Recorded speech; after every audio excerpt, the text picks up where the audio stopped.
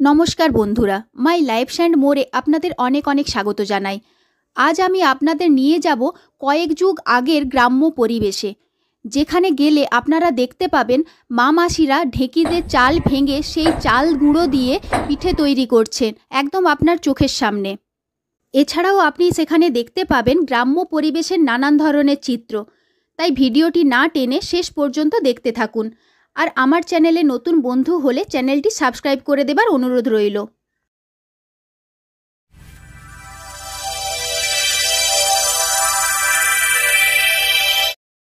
Banalata resort আসতে গেলে আপনাদের নামতে হবে বিষ্ণুপুর স্টেশনে।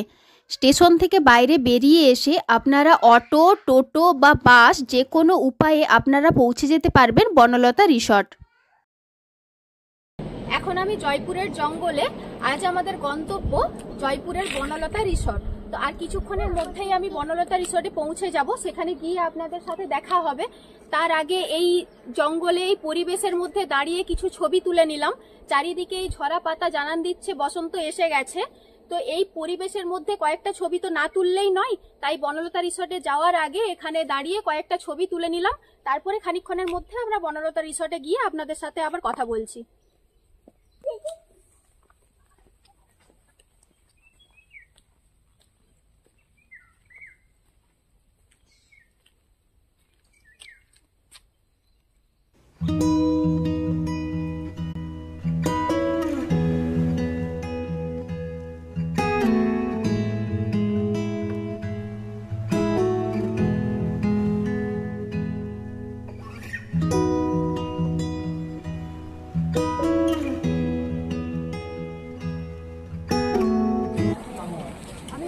রিসর্টের গেটের সামনে দাঁড়িয়ে আছি। তো বাইরে একরকম জগৎ, আমি এখন গেটের ভেতরে ঢুকে গেলে পুরো একটা গ্রাম্য পরিবেশ আপনাদের সাথে শেয়ার করব। বাইরে এক জগৎ, ভেতরে এক জগৎ। তো চলুন ভেতরে গিয়ে দেখি কিরকম কি সৌন্দর্য।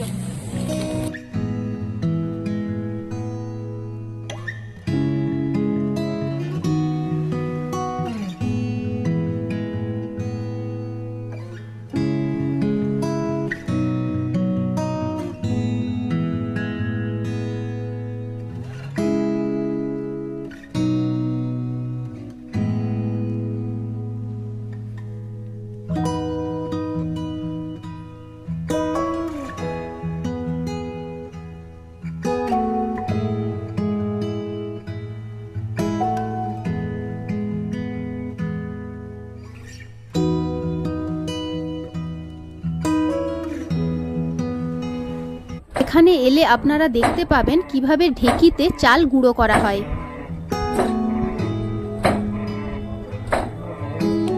এখানে পাটিসাপটা বানানো হয় এবং আপনি যদি খেতে চান গরম গরম এনারা পরিবেশন করে দেবেন। কত দাম মাসি? একটা পাটিসাপটা 60 টাকা।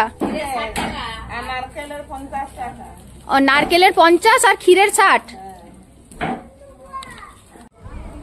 গরম গরম পিঠে দেখে আমরাও লোভ সামলাতে পারলাম না, মাসির কাছ থেকে একটা ক্ষীরের পাটিসাপটা নিয়ে নিলাম। 60 টাকা দাম নিল।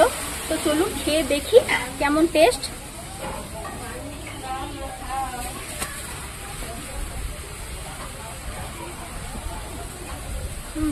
খুব সুন্দর।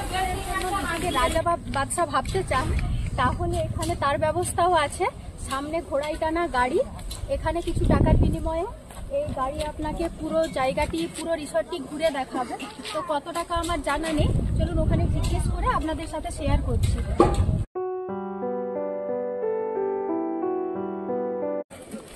এই গাড়িটি পুরো চত্বরটি আপনাকে ঘুরে দেখাবে, তার জন্য 100 টাকা লাগবে। তো কিছুক্ষণের জন্য 100 টাকার বিনিময়ে আমরা নিজেদেরকে রাজা বাদশা ভাবতেই পারি।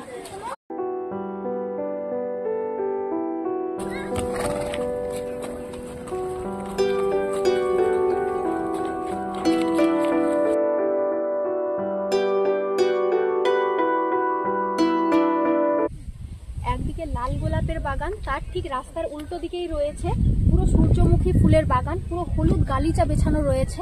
আপনারা তো অনেকেই ক্ষীরায় গেছেন, কিন্তু এখানে শীতকালে এলে আপনারা একটু হলেও ক্ষীরায়ের স্বাদ পাবেন। তার সঙ্গে পাবেন রাজকীয় ব্যাপার, হরেক রকমের পাখি, তার সঙ্গে ঘোড়ার গাড়িতে চড়ে পুরো রিসর্টটা ঘুরে দেখার সুযোগ। তাহলে ক্ষীরায় না গিয়ে এক বছর এখানে বনলতা রিসর্টে আপনারা ঘুরে যেতেই পারেন শীতকালে।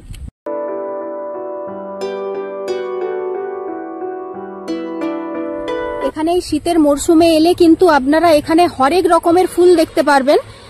যদিও গ্রীষ্মকালের দিকে ফুল হয়তো থাকে কিন্তু পরিমাণটা এতটা হয়তো হবে না, কিন্তু এই শীতের সময় এলে আপনারা হাজার রকমের ফুল এখানে দেখতে পারবেন।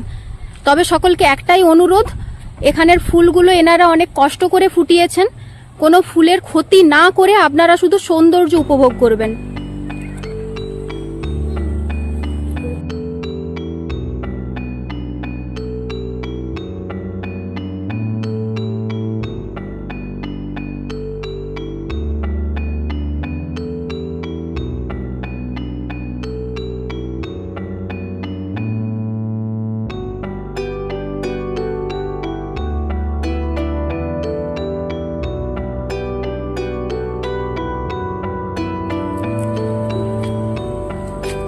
এটি হলো এই রিসর্টের গোশালা।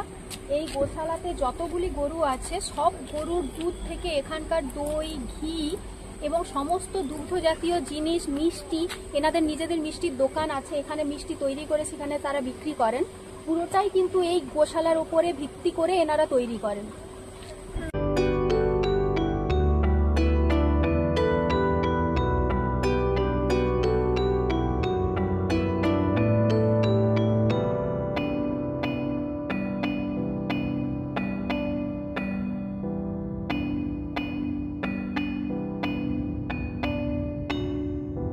এখানে দেখুন প্রচুর এমু পাখি রাখা আছে, প্রচুর এমু পাখি। এমু পাখির সাইজগুলো শুধু একবার দেখুন। তো এনাদের রেস্টুরেন্টে এমু পাখির মাংসও বিক্রি করেন। আপনি চাইলে এখানে এসে এমু পাখি, টার্কি পাখি এদের মাংসও কিন্তু টেস্ট করতে পারেন। এদিকে দেখুন, এদিকে টার্কিও রাখা আছে, প্রচুর টার্কি পাখি এখানে।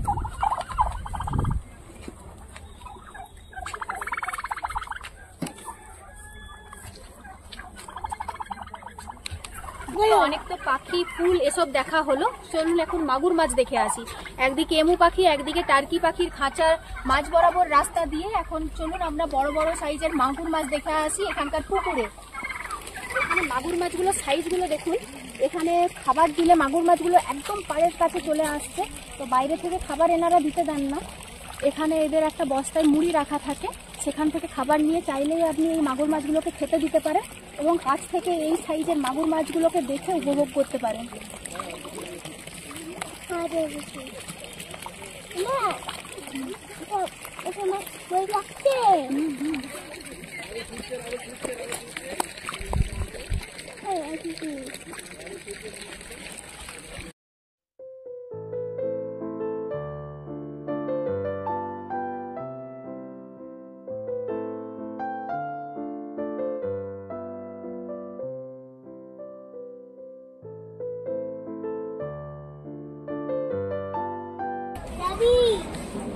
এটি হলো এখানকার খাবার এরিয়া।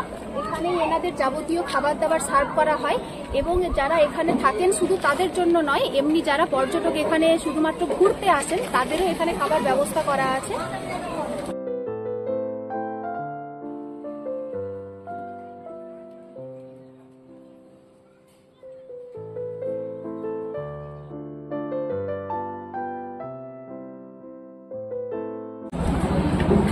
চলে এসেছে আমার দুপুরের মিল। এখানে একটা থালির মধ্যে আপনি পাবেন দুটো সবজি, একটা ভাজা, লেবু, লঙ্কা আর ডাল। তার সাথে মাছ মাংস কিছু নিলে সেটা এক্সট্রা করে আপনাকে পেমেন্ট করে অর্ডার করতে হবে। তো আমি এখানে নিয়ে নিয়েছি মৌরলা মাছের ঝাল। তো এই প্লেটটা পড়েছে আপনার 150 টাকা। তো পুরো এই থালাটা পুরোটা আমার পড়েছে 250 টাকা। তো চলুন এবার খাওয়া শুরু করি। প্রচুর দুপুর হয়ে গেছে আর খুব খিদে পেয়ে গেছে। চলুন সামনে, ওই যে সামনে দেখা যাচ্ছে রিসেপশন, আমরা রিসেপশনের দিকে গিয়ে দেখি রুমের কত কি ভাড়া, কেমন কি সুযোগ সুবিধে, সেটা আপনাদের সাথে জেনে শেয়ার করছি।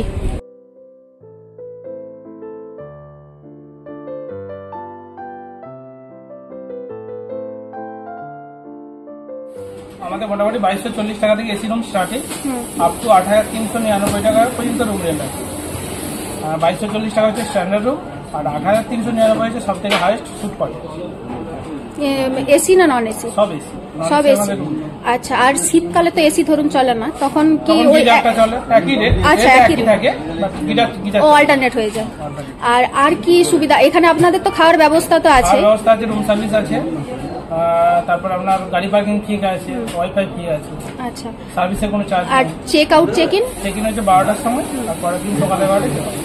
আচ্ছা, আর আপনাদের এখানে সাফারি টাফারি কিছু ব্যবস্থা আছে? অ্যারেস্ট আছে, আপনার বিষ্ণুপুর আছে, জঙ্গল সাফারি আছে। তার জন্য এক্সট্রা পেমেন্ট এক্সট্রা করতে হবে।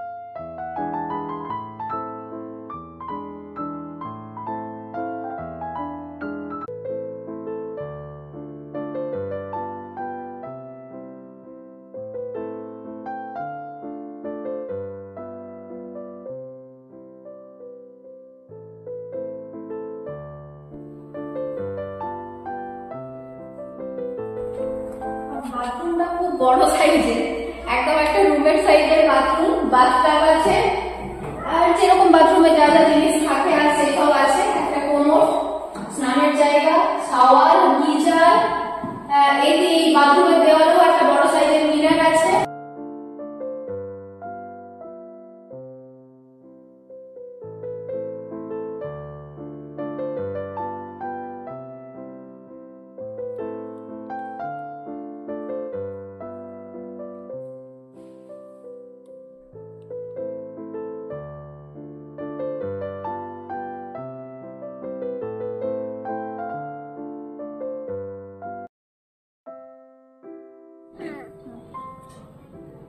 এখানে প্রত্যেকটি কটেজের বাইরেই কিন্তু এরকম দোলনার ব্যবস্থা করা আছে, শুধুমাত্র যারা এখানে কটেজে থাকেন তাদের জন্য। কিছুগুলি আছে বাউন্ডারির মধ্যে আর কিছু কিছু বাইরের মধ্যে, তবে এগুলি সাধারণ পর্যটকদের জন্য নয়, যারা কটেজ নেবে তাদের জন্যই এই দোলনাগুলির ব্যবস্থা করা হয়েছে। আর এই কটেজগুলির নাম কিন্তু খুব মিষ্টি। এই কটেজটার নাম হচ্ছে আদরিনী, পাশের কটেজটা হচ্ছে সুন্দরী। আপনাদেরকে যেই সুইট কটেজটা দেখালাম ওটার নাম ছিল কনকলতা। তো এক একটা কটেজের এখানে এক এক রকম ভিন্ন ভিন্ন আলাদা আলাদা নাম।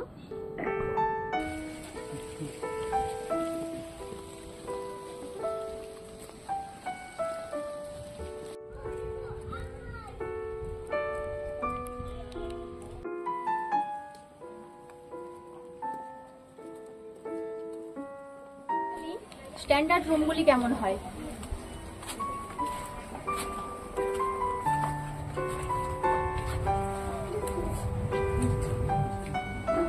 এখানেও আছে একটি ডবল বেডেড খাট, একটি সোফা, একটি টেবিল।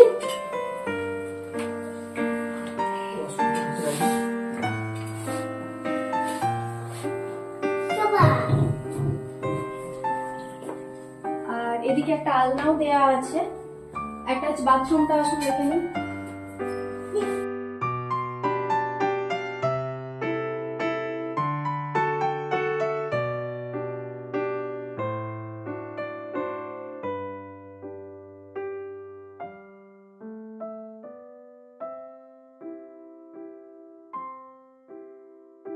বনলতার গেটে ঢোকার খানিকটা আগে ডান হাতে এখানে আদিবাসীদের ধামসা মাদল বাজানোর একটি মূর্তি এখানে খুব সুন্দরভাবে তুলে ধরা হয়েছে। সারাদিন বনলতা রিসর্টে কাটিয়ে এখন আমরা বাড়ির পথ ধরলাম। বনলতা রিসর্ট থেকে বেরিয়ে বিষ্ণুপুর যাওয়ার পথে প্রায় 5 কিলোমিটার জঙ্গল পেরোনোর সময় আপনারা যদি একটু লক্ষ্য করেন তাহলে কিন্তু হরিণের দেখাও পেতে পারেন। যদিও আমাদের সেই সৌভাগ্য হয়নি, হরিণের দেখা আমরা পাইনি।